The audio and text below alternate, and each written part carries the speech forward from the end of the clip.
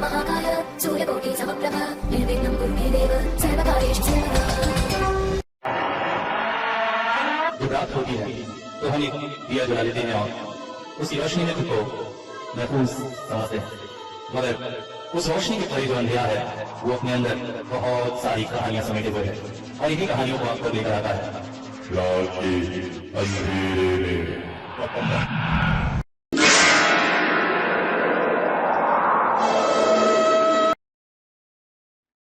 Hello, आदाब, नमस्कार, सत श्री अकाल दोस्तों, और शुक्रिया भाई आप लोगों का।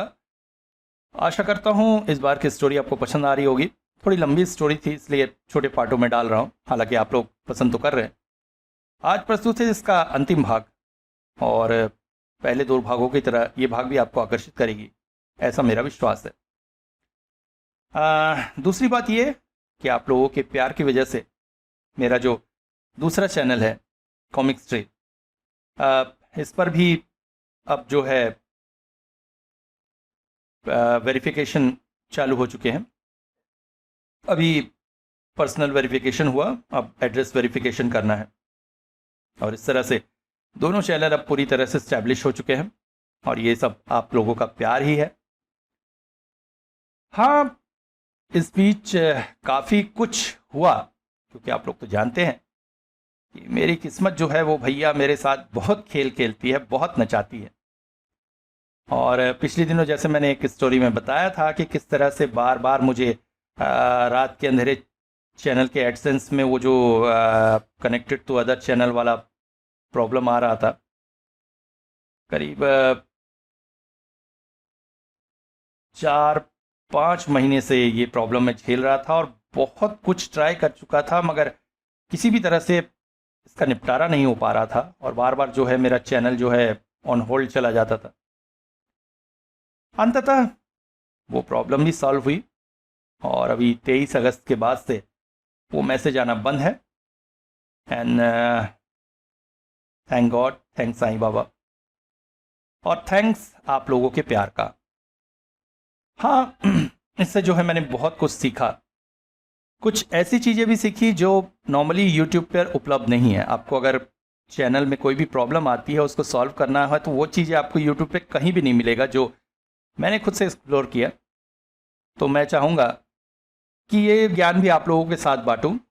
तो ऐसे अगर लोग हैं जो यूट्यूब पर अपना चैनल चला रहे हैं और कोई भी प्रॉब्लम उनको आ रही है, चाहे एडसेंस से रिलेटेड हो, चाहे यूट्यूब से रिलेटेड हो, तो फ्रीली मुझको मैसेज कर सकते हैं। मेरा व्हाट्सएप नंबर जो है स्टेटस पर है, आप सभी को मालूम ही है। बिल्कुल चैनल से रिलेटेड कोई भी प्रॉब्लम हो, मोनेटाइजेशन कैसे करवाना है, कैसे व्यूज़ बढ़वाने हैं, कैसे एडसेंस का चैनल बनाना है, कैसे उसको वेरीफाई कराना है, कैसे अमेरिकन टैक्स फॉर्म भरना है, ये सारा कुछ अगर आप हेल्प चाहते हैं मुझसे तो बिल्कुल फ्री होकर पूछिएगा भाई। मैं बिना किसी चार्ज के आपकी हेल्प करूँगा, क्योंकि जो कुछ सीखा है वो ज्ञान बांटना मेरा स्वभाव है। अच्छा, पिछले दिनों यही व्हाट्सएप की बात करो तो क्या होता है कि नंबर आप लोगों को मिलता है तो उसका मिसयूज़ मत कीजिएगा, प्लीज़ यूज़ कीजिएगा। मैं बार बार कहता हूँ, व्हाट्सएप नंबर है तो कोई अगर नई जानकारी आपको देनी है, कुछ चैनल से रिलेटेड कुछ अच्छा बताना है, चैनल में कुछ अच्छा आप चाहते हैं कि हो, या अपने कुछ जानकारियाँ, अपने कुछ अनुभव शेयर करना है, तो व्हाट्सअप करिए। क्योंकि आप सभी को पता है कि भाई हम लोग बिज़ी रहते हैं, ज़्यादा से ज़्यादा काम करके अच्छा चीज़ लाने की कोशिश करते हैं। अब ऐसे में अगर आप टाइम पास करेंगे तो ये तो सही नहीं है। तो पिछले दिनों ऐसा ही एक बंदा है, मैं नाम नहीं लेना चाहूँगा उसका, अब वो मेरे से व्हाट्सअप मैसेज कर करके बहस कर रहा है और अपना ज्ञान बखार रहा है। अब उसको प्रॉब्लम यह है कि भैया वो कृष्ण जी को मानता है, मैं साईं बाबा को मानता हूँ, तो उसका कहना है मैं साईं बाबा को नहीं मानता, ऐसा वैसा। तो भैया तुम नहीं मानते मत मानो ना, मैं कौन सा ज़बरदस्ती तुमको कर रहा हूँ। मैं मानता हूँ, मैं अपने ऑडियोज़ में मैं तो बाबा के बारे में बोलूँगा, आपको पसंद नहीं है आप मत सुनो। अब ये बंदा मुझको ज्ञान दे रहा है कि साईं बाबा को आए हुए 159 वर्ष हुए, तो बेवकूफ़ को पहले यही नहीं पता कि 159 वर्ष नहीं, ओनली 103 साल ही हुए हैं। अभी 2 साल पहले ही हमने उनकी जन्म शताब्दी मनाई है। अब ये कह रहे हैं कि साईं बाबा का वर्णन पुराणों में नहीं मिलता है, तो भैया पुराणों में कहाँ से मिलेगा। और ये फिर मेरे को मतलब जब मैंने उनको जवाब दिया तो ये मेरे को पूरी लिस्ट भेज रहे हैं कि कौन कौन से अवतार हैं। तो देखिए ये सब क्या होता है ना, वो बोलते नहीं थोथा ज्ञान महाकल्याण, तो ये वैसे ही हैं। ये थोड़ा सा कुछ पढ़ लेंगे तो अपने आप को बड़ा ज्ञानी मानते हैं। जो कलयुग के अवतार हैं उनके बारे में पुराणों में कहाँ से लिखा जाएगा भैया? पुराणों को लिखना तो बहुत बहुत 1000 साल पहले बंद कर दिया गया है। और पुराणों में जितने भी अवतार कहे गए हैं वो सतयुग और त्रेता युग के अवतार हैं। सिर्फ आखिरी अवतार कलयुग है जो कलयुग में आएगा। उसके बीच के अवतारों के बारे में पुराणों में नहीं लिखा गया है। मगर ऐसा नहीं है कि कलयुग में भगवान अवतार नहीं लेते हैं, क्योंकि भगवान ने स्वयं कहा है यदा यदा ही धर्मस्य ग्लानिर्भवति भारत अभ्युत्थानम धर्मस्य तदात्मामि सृजाम्यहम् परित्राणाय साधूनां विनाशाय तदुष्कृतां धर्म संस्थापनार्थाय संभवामि युगे युगे। कलयुग में भी भगवान अवतार लेते हैं। अब ये अवतार वैसे वो पुराने काल के अवतार नहीं होते। महावीर स्वामी, बुद्ध, कबीर, नानक, तुलसीदास, ऐसे कितने ही अवतार होते आए हैं। हाँ ठीक है, आजकल के वो जो खुद को स्वघोषित अवतार जो कहते हैं ना, उनकी तरफ मत जाइए। वो फिर वो आशाराम बापू और वो गुफा मानव जैसे हो जाते हैं। ये स्वघोषित है, ये खुद को घोषित करते हैं। कबीर ने कभी नहीं कहा था वो अवतार है। कबीर को अपने जीवन में कितना दुख झेलना पड़ा था आपको पता है। वो उसकी तरह बाइक में घूम के और अपनी फिल्म नहीं बनाते थे वो गुफा मानव की तरह। तुलसीदास जी को कितना कष्ट झेलना पड़ा, यहाँ तक कि अकबर ने उसे कैद करा दिया था और उसी कैद में उन्होंने बजरंग बाण और हनुमान चालीसा की रचना की थी। और फिर जो आखिरी पद आता है ना कि छूटी ही बंदी महासुख हुई, तभी उनको जेल से छूटे थे। और सिर्फ विष्णु जी के ही अवतार नहीं होते हैं, शिव जी के अलग अवतार है। आप वहां से पुराण का लिख के भेज रहे हैं कि कृष्ण राम ये अवतार। शिव जी के कितने अवतार है बताइए? एक हनुमान जी के अवतार के अलावा आपको पता है कितने अवतार हैं? ऐसे ही कलयुग में बहुत से अवतार हुए हैं, जिनमें से एक साईं बाबा भी हैं। अभी आपकी भक्ति है कि भैया आप कृष्ण जी को मानिए चाहे साईं बाबा को मानिए। मैं तो सबको मानता हूं। मेरे घर में तो लड्डू गोपाल भी है, मैं रोज उन्हें नहलाता हूं, पूजन करता हूं उनका। मैं साईं बाबा को भी मानता हूं, तो इसमें बुराई क्या है? आपको नहीं पसंद आप मत मानो। अब वहां पे आप टाइम पास करके मुझे मैसेज करोगे और ये करोगे। मैसेज करना है, कुछ अच्छा करो ना भैया। मैं तो बार बार कहता हूं कुछ अच्छा करो ना, वो नहीं होता है। बस लोग कह देते हैं मैं अपना अनुभव शेयर करूंगा उसके बाद, और शेयर करते हैं तो ऐसे ऐसे भयंकर भयंकर स्टोरी के अगर आप लोग के पास ले आओ ना तो मेरे चैनल में 0 हो जाएगा पूरा। तो थोड़ा सा अकल लगाओ। आप वेले हो, आपके पास टाइम बहुत है, तो कुछ अच्छा काम कर लो यार।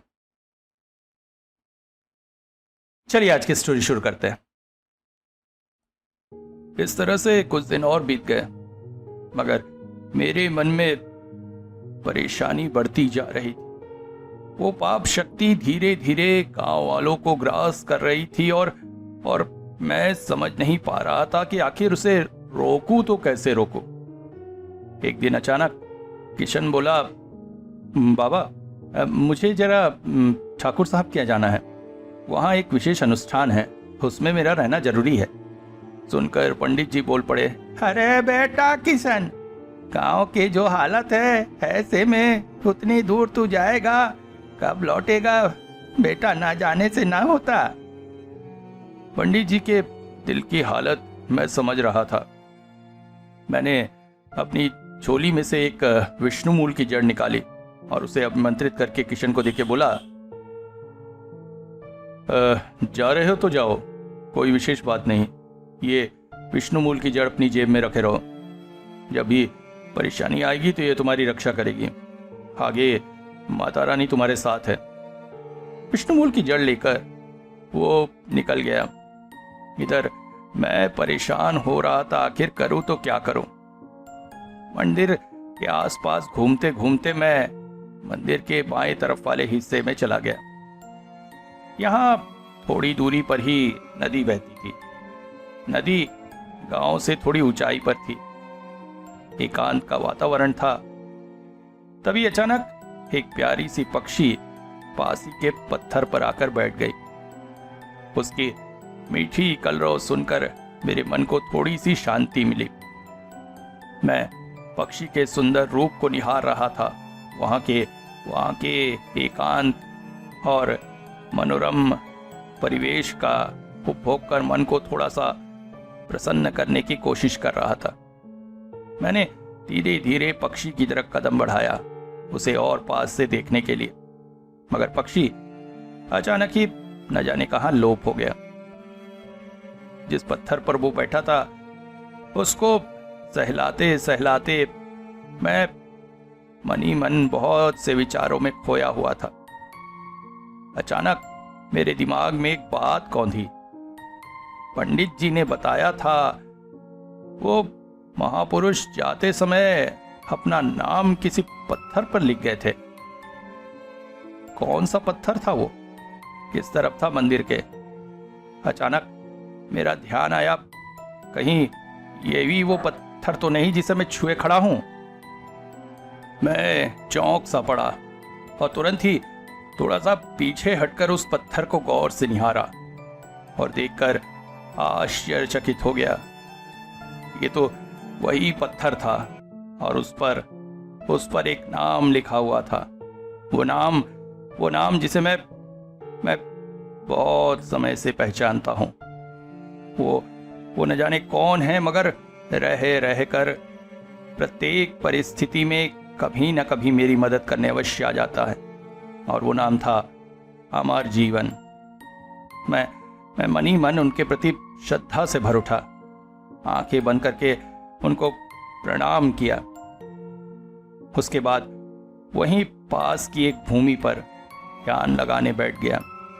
इस वक्त मुझे ध्यान की अत्यंत आवश्यकता थी और मन की चंचलता को शांत करने का ध्यान से अच्छा कोई साधन है नहीं। और उस जगह का वातावरण भी कुछ ऐसा था, एकांत। मैं ध्यान में बैठ गया। कितनी देर ध्यान में रहा पता नहीं, परंतु एक आवाज से मेरी आंखें खुली। तारानाथ। आंखें खोलकर देखा, मैं तो किसी और ही जगत में था। कहां मंदिर, कहां नदी, कहां पत्थर, कहां परिवेश। चारों ओर स्निग्ध रोशनी फैली हुई थी। बादलों के बीच जैसे मैं हवा में तैर रहा था और मेरे सामने एक उज्जवल प्रकाश था।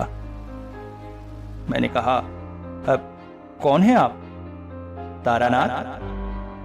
मैं अमर जीवन। आप कौन हैं? आपका परिचय क्या है? क्यों आप बार बार मेरी मदद करने के लिए आ जाते हैं? मैंने प्रश्नों की झड़ी लगा दी, मगर उस दिव्य प्रकाश से शब्द उत्पन्न हुए। ये सब प्रश्न अभी रहने ही देते हैं। अभी तो बहुत जीवन पड़ा है तारानाथ। मैं तुम्हारे सभी प्रश्नों का जवाब कभी ना कभी दे दूंगा। वैसे मैं कोई बहुत विशेष व्यक्ति नहीं हूं। मैं भी एक साधारण सा माता का भक्त ही हूं। मगर हर बार आप मेरी मदद कैसे कर जाते हैं? इसे तुम मां का आदेश समझ लो। अभी तुम ध्यान लगाओ गांव वालों को इस विकट परिस्थिति से मुक्त करने में। मैं तो बड़ी हिम्मत करके कहकर चला गया था कि तुम आओगे और इन्हें मदद करोगे। ओ, तो क्या वो दिव्य पुरुष मैं हूं? हाँ तारानाथ, तुम्हारे अलावा और कौन हो सकता है? मगर मैं कैसे कुछ कर पाऊंगा? मुझे तो कुछ समझ में नहीं आ रहा है। वो शक्ति बहुत शक्तिशाली है। उससे लड़ पाना मेरे बस की बात नहीं। मैं क्या करूं? तारानाथ, सबसे पहले अपने दिमाग से ये भ्रम हटाओ कि तुम उस शक्ति से लड़ नहीं सकते। तुम इस जगह भेजे गए हो मां की शक्ति द्वारा। तुम ही उससे लड़ सकते हो, मगर कैसे? तुम दोबारा गात्रभंगा की प्राण प्रतिष्ठा करो। क्या? एक बार प्राण प्रतिष्ठा करने पर तो गांव पर मृत्यु आ गई, दोबारा उस शक्ति को जगाना? तारानाथ, एक बात याद रखना, शुभ शक्ति को पूजा आदि से प्रसन्न किया जा सकता है, मगर अशुभ शक्ति से अगर तुम लड़ ना सको तो उसके पक्ष में हो जाओ, तुम उसे फिर से प्राण प्रतिष्ठा कर जगाओ और उसी के द्वारा उसका नाश करो। इसके बाद मुझे क्या करना है इस विषय में अमर जीवन ने मुझे संपूर्ण मार्गदर्शन दिया और उसके बाद वो अदृश्य हो गए। मेरा भी ध्यान टूट गया। मैं तुरंत ही उठा और उठकर पंडित जी के पास पहुंचा। मुझे देखते हुए बोले, हाँ बेटा, कहाँ चले गए थे? ये किशन भी तो 2 रातों से नहीं आया। पता नहीं क्या हो रहा है, मेरा मन तो बहुत डर रहा है। चिंता मत कीजिए बाबा, कुछ ना कुछ कोशिश अवश्य करेंगे। माँ जब है तो कोई ना कोई उपाय अवश्य निकलेगा। अच्छा बाबा, मुझे जरा एक बात बताइए। हाँ बोलो बेटा। यहाँ गांव का शमशान कहाँ है? क्यों, वहाँ की क्या जरूरत पड़ी? देखिए, हाथ पर हाथ धरे बैठे रहने से तो कुछ होगा नहीं, एक उपाय तो खोजना ही पड़ेगा। बस उसी की तलाश में मैं जरा शमशान जाना चाहता हूँ। यहाँ से 2 मिनट का रास्ता सीधा तय करो, फिर 5 मिनट दाहिने चल देना। गांव के अंत तरफ शमशान है। मगर बेटा, अकेले जाओगे? किसी को साथ भेज दूं? अरे नहीं बाबा, बचपन से शमशानों में रहने की आदत है और वैसे भी अभी तो दिन का समय है, मुझे कोई डर नहीं, आप निश्चिंत रहिए। कहकर मैं गांव के शमशान की तरफ चल पड़ा। छोटा सा गांव, उस हिसाब से शमशान भी छोटा सा ही था। गांव से थोड़ी दूरी पर एक निर्जन प्रांत पर यह शमशान था। शमशान के अंदर प्रविष्ट होने के बाद मुझे कुछ अजीब सा लगा। तभी अचानक दूर कौओं का झुंड दिखाई दिया। वो कुछ खा रहे थे। मैं अचानक ही उस ओर आकर्षित हो गया और जब पास पहुंचा तो वो दृश्य देखकर मैं आश्चर्यचकित हो गया। वो एक बिल्ली की लाश थी जिसे वो कौए नोच नोच कर खा रहे थे। मैं अभी इस दृश्य को देख ही रहा था कि अचानक मेरे दाईं तरफ से किसी के चीखने की आवाज आई। मैं चौंक कर उस तरफ पलटा, मगर कोई दिखाई न दिया। इसके बाद जैसे ही मैंने फिर से कौओं की तरफ देखा तो मैं आश्चर्यचकित रह गया। वहां पर ना तो बिल्ली की लाश थी, ना ही कौए। मेरे मन में क्रोध जाग उठा। वो अपशक्ति दिन के समय ही मुझे डराने की कोशिश कर रही है। अब इससे लड़ना ही पड़ेगा। मैंने शमशान में एक साफ सुथरी जगह खोजी और वहां पर एक बड़ा सा गड्ढा कर लिया। मुझे एक खास तरह का यज्ञ करना था और इस यज्ञ में मेरा सफल होना अत्यंत आवश्यक था, क्योंकि अगर मैं इस यज्ञ में असफल हो जाऊं तो न सिर्फ मेरे प्राणों की बल्कि पूरे गांव वालों के प्राणों पर बनाने की बात थी। वापस मंदिर पहुंचकर मैं और पंडित दोनों ही किशोर के आने का इंतजार करने लगे। मुझे बाजार से कुछ सामग्री जुगाड़नी थी। किशोर को ही साथ लेकर जाता, मगर किशोर का अता पता न था। शाम ढलने लगी, रात का अंधेरा होने लगा तो पंडित उद्विग्न हो उठे। बाबा, ये किशोर कहाँ गया? 2 दिन से अता पता नहीं है। गांव की जो स्थिति है, मुझे तो बड़ा डर लग रहा है। सच कहूं तो मैं भी थोड़ा सा सशंकित अवश्य हुआ था। क्या विष्णु मूल की जड़ उसकी रक्षा कर पाएगी या फिर उस शक्ति का अगला प्रहार किशोर पर होगा? क्या किशोर जीवित वापस लौट पाएगा? मुझे कुछ समझ नहीं आ रहा था। मैं ये तो समझ चुका था कि उस शक्ति में माया का खेल दिखाने की ताकत है। तभी अचानक मंदिर के बाहर किसी के पैरों की आवाज सुनाई दी। पंडित उद्विग्न हो उठे। बेटा किशोर, किशोर तू आ गया तू। किशोर सीधा मेरे पास आया और मुझे विष्णुमूल की जड़ देते हुए बोला, बाबा ये लीजिए। मैंने उसे जड़ देते समय कहा था वो इस जड़ को किसी भी हाल में अपने से दूर न करे और जब भी लौटे मुझे ही दे।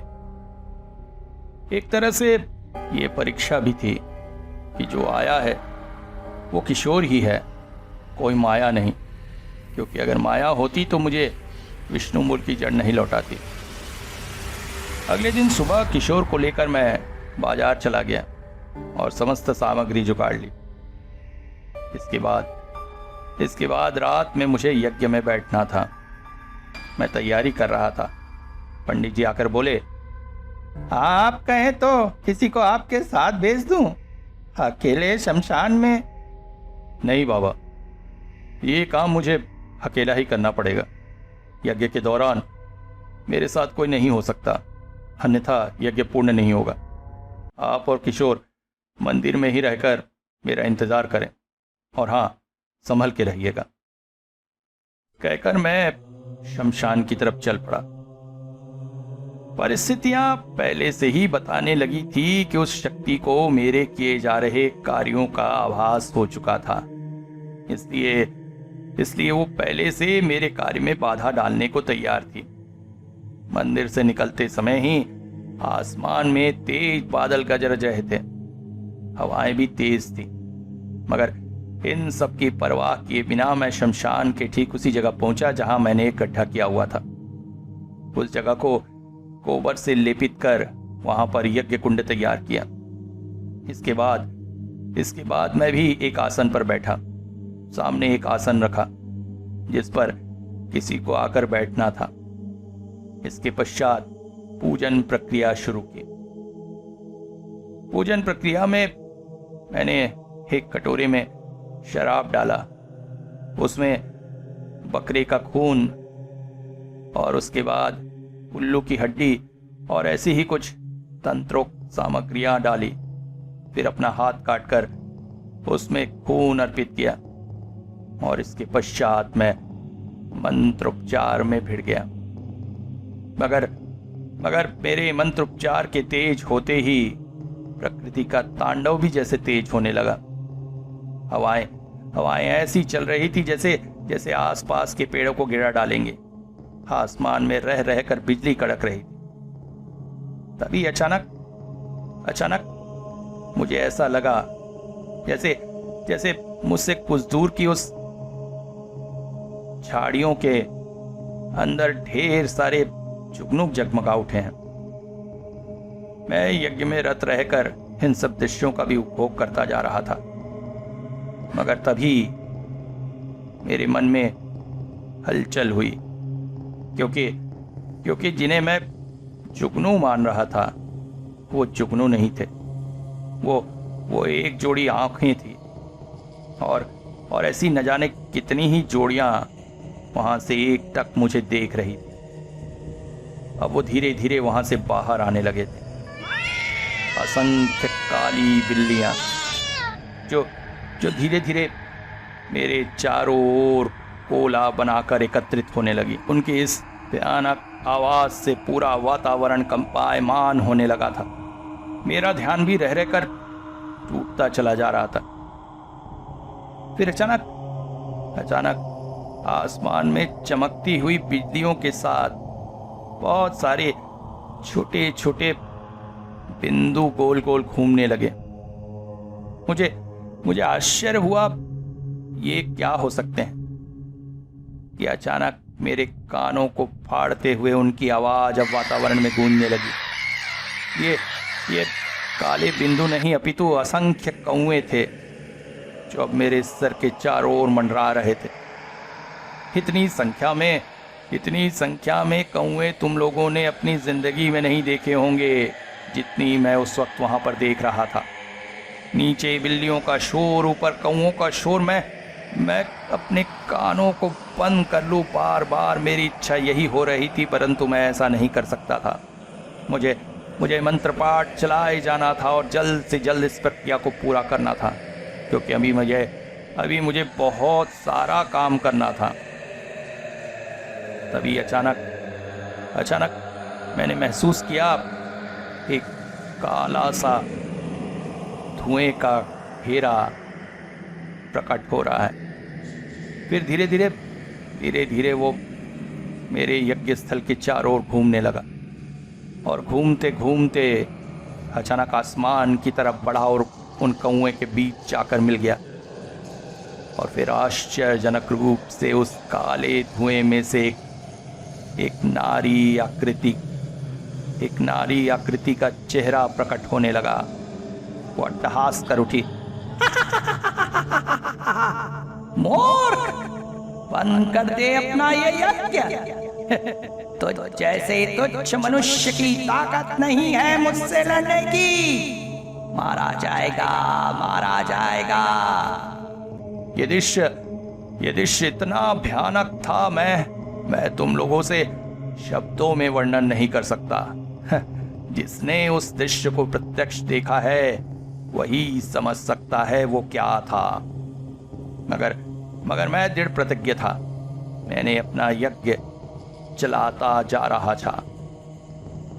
तभी अचानक मेरे कानों में एक शब्द पड़ा। मैं चौंक उठा। किशोर। मगर मैंने तो पंडित जी और किशोर को कहा था वे मंदिर में ही रहें, वो यहाँ कैसे? वो शोर आता हुआ किसी से बातें कर रहा था। और कितनी दूर जाना है? और अगले ही पल जब वो थोड़ा और आगे आए और यज्ञ कुंड की अग्नि से दृश्य हुए, मैंने सामने जो दृश्य देखा उसे देखकर मेरा पूरा शरीर जैसे कंपायमान हो चुका था। मेरे सामने किशोर एक और व्यक्ति के साथ यज्ञ स्थल की तरफ बढ़ा चला आ रहा था। और ये व्यक्ति कोई और नहीं, ये व्यक्ति तारानाथ तांत्रिक था। हाँ, उस पिशाची शक्ति ने माया से मेरा रूप धरा था और किशोर को मंदिर से यज्ञ स्थल की तरफ ले आ रही थी। मैं कुछ नहीं कर सकता था। मैं किशोर को आगाह नहीं कर सकता था क्योंकि मुझे मंत्र पाठ किए चले जाना था। अचानक किशोर की नजर मुझ पर पड़ी। वो ठिठक गया और एक बार अपने साथ खड़े तारानाथ की तरफ और एक बार मेरी तरफ देखने लगा। मैंने उल्टे हाथ के इशारे से उसे समझाने की कोशिश की कि वो भयंकर मुसीबत में है और शायद किशोर मेरी बात समझ गया। वो पास की झाड़ियों की तरफ सरपट दौड़ पड़ा। हवा में एक पेशाचिक अट्टहास गूंज उठा और इसके साथ ही पूरा वातावरण फिर से भयानक हो उठा। मेरी आंखों के सामने किशोर सामने की झाड़ियों में दौड़ा चला जा रहा था। मगर ये क्या? ये तो उन्हीं झाड़ियों की तरफ जा रहा था जहां कुछ देर पहले असंख्य बिल्लियां निकलकर बाहर आई थी। इस वक्त भी उन झाड़ियों के अंदर से जुगनू झांक रहे थे, जो वास्तव में जुगनू नहीं अभी तो बिल्ली की आंखें थी। मगर किशोर अंदर प्रविष्ट हो गया। ओह, मैं क्या करूं, मुझे समझ में नहीं आ रहा था। पहली बार जीवन में अपने आप को इतना असहाय पाया। वो मेरा छद्म रूप भी धीरे धीरे उन्हीं झाड़ियों में प्रविष्ट हो रहा था। मगर मैं कुछ नहीं कर सकता था, क्योंकि अगर मैं यज्ञ रोक कर किसी मंत्र का प्रयोग कर किशोर को बचाने भी की कोशिश करता तो यज्ञ खंडित हो जाता। मेरा स्वयं उठकर उसे बचाने जाना पाना भी मुश्किल था। मैं क्या करूं, यही सोचते सोचते मन ही मन एक बार फिर से अमर जीवन से प्रार्थना की। आपने तो मेरी इतनी मदद की है, आप एक बार और मेरी मदद कर दीजिए। उस निरीह युवक को बचाइए। वो प्रेत शक्ति उसे छलावे में डालकर यहाँ ले आई है और मैं कुछ नहीं कर सकता। आप मेरी मदद कीजिए। यज्ञ को जारी रखते हुए मैं मन ही मन अमर जीवन से बार बार प्रार्थना कर रहा था। तभी अचानक पैरों की आवाज सुनकर मैं चौंका और देखा तो मुझसे कुछ दूरी पर पंडित जी खड़े थे। मैंने उन्हें हाथ से वहीं रुकने का इशारा किया और झाड़ियों की तरफ दिखा दिया। वो तेज कदमों से उस ओर दौड़ पड़े। इसके बाद की बात बाद में पंडित जी ने मुझे बताई थी। उन्होंने बताया था जैसे ही वो झाड़ियों के अंदर गए, अंदर का दृश्य देखकर उनके भी शरीर के पसीने छूट गए थे। उन्होंने देखा किशोर घुटनों के बल बैठा हुआ है। उसके चारों ओर असंख्य बिल्लियां हैं और किशोर अपने शरीर का मांस निकाल कर बिल्लियों को खिला रहा है और खुद भी खा रहा है।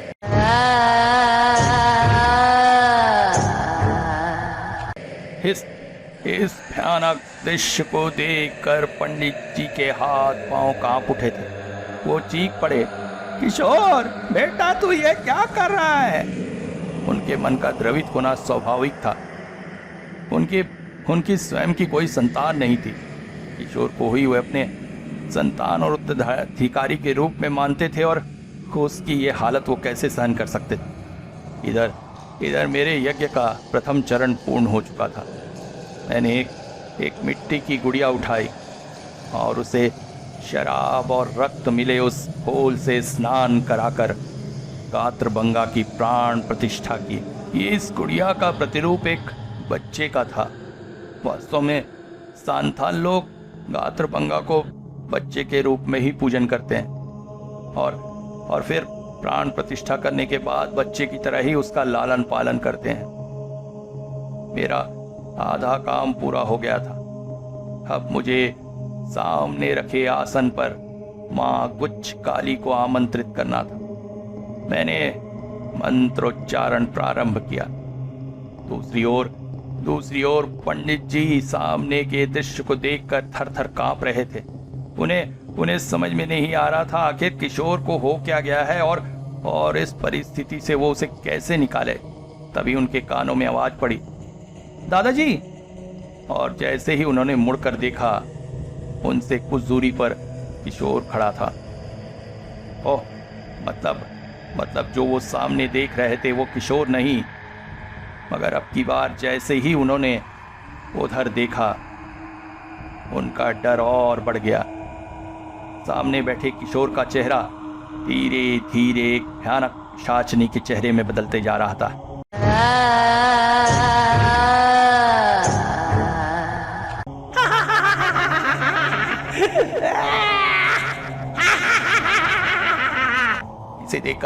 इसे देखकर उन्हें समझ में नहीं आ रहा था वो क्या करे। अचानक किशोर दौड़ता हुआ आया और उनका हाथ खींचकर एक कोने में जाकर खड़ा हो गया। मैंने दोनों को मंत्र से बांध दिया था। शायद इसी का प्रभाव था कि वो पिशाचिनी उनका कुछ नहीं कर सकी। दूसरी ओर मां गुच्छ काली की आराधना प्रारंभ होते ही साथ वो एक भयानक हाड़ मारकर चीख उठी और एक बार फिर से काले धुएं में बदलकर फिर से मेरे यज्ञ की स्थल के आकाश पर छा गई और वहां से एक भयानक चेहरा प्रकट होकर फिर मुझे आगाह करने लगा कि मैं कार्य न करूं। मगर मैंने अपना कार्य नहीं बंद किया और थोड़ी देर बाद जो हुआ उसे देखकर तो मेरे रोंगटे खड़े हो गए। आज भी जब मैं उस दृश्य को याद करता हूं, मेरा पूरा शरीर सिहरन से भर उठता है। हम दोनों ने देखा तारानाथ ने अपने हाथ सिर से लगाकर जैसे ईश्वर को प्रणाम करने की भंगिमा बना ली थी। अब तक लगातार बोलने की वजह से तारानाथ का गला सूख गया था। वो बोले, रुको जरा पानी पी लूं। कहकर उन्होंने लोटे से पानी पिया। उम्र ढलने के साथ साथ बोलने की ताकत भी कम हो जाती है। हाँ, तो मैं कहाँ था? वो दृश्य आज भी मुझे याद आने पर रोंगटे खड़े हो जाते हैं। मेरे सामने साक्षात उपस्थित हुई थी मां गुच्छ काली। हाँ, क्या रूप उनका! इंसानी शब्द तो उनके रूप का वर्णन करने में असमर्थ है। तेजोमय मां का रूप देखकर वहीं मेरा शरीर थर थर कांप रहा था। कानों में उनकी मधुर वाणी पड़ी।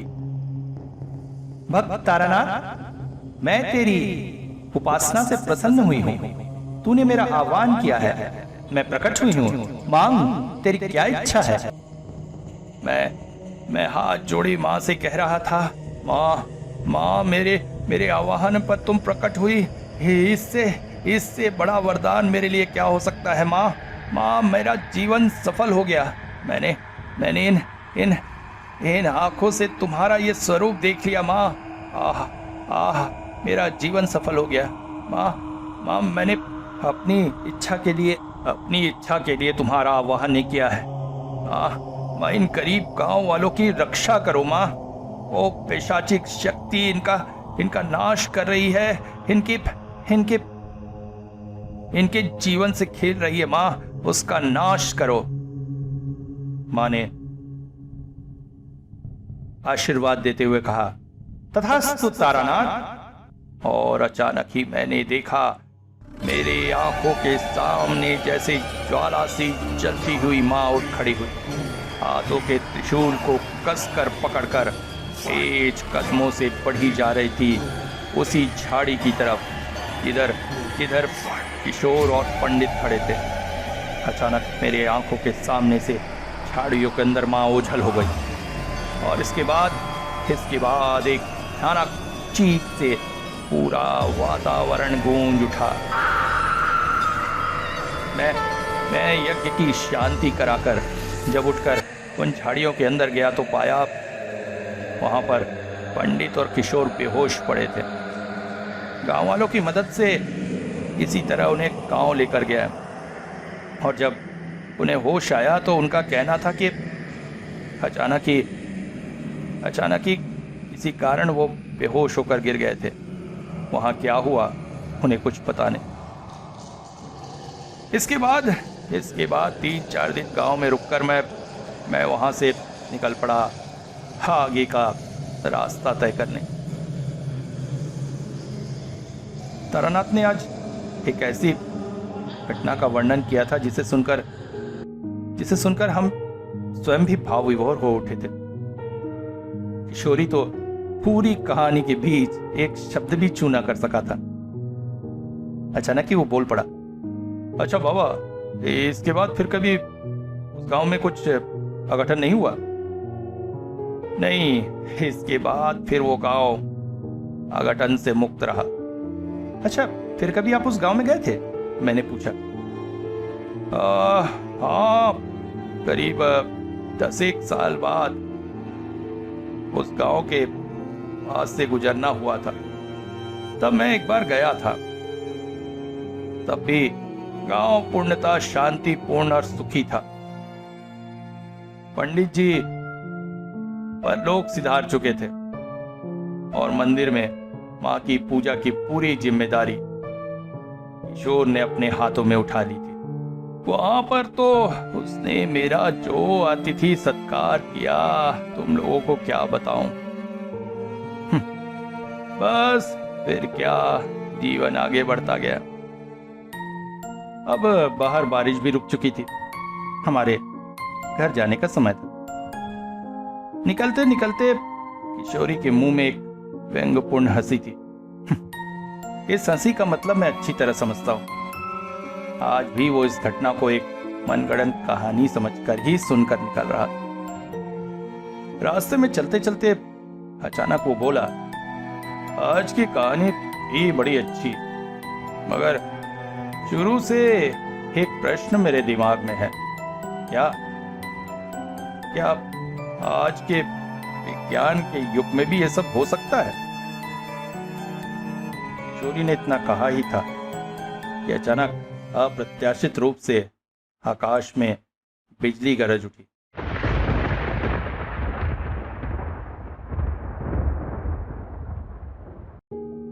बिजली की गरज इतनी भयंकर थी कि किशोरी का मुंह खुला का खुला रह गया। मैं भी अचानक हुई इस घटना से एक पल को जैसे सिहर उठा था। फिर अपने आप को थोड़ा सामान्य करके बोला, देखो ये सब सच है या नहीं है, इसका निर्णय करने वाले हम कौन होते हैं। इसको भी एक राज की तरह ही रहने देते ना, जैसे जैसे अमर जीवन, वो भी तो एक राज ही है, और न जाने कभी उस राज को हम जान पाएंगे या नहीं। नहीं नहीं नहीं नहीं नहीं।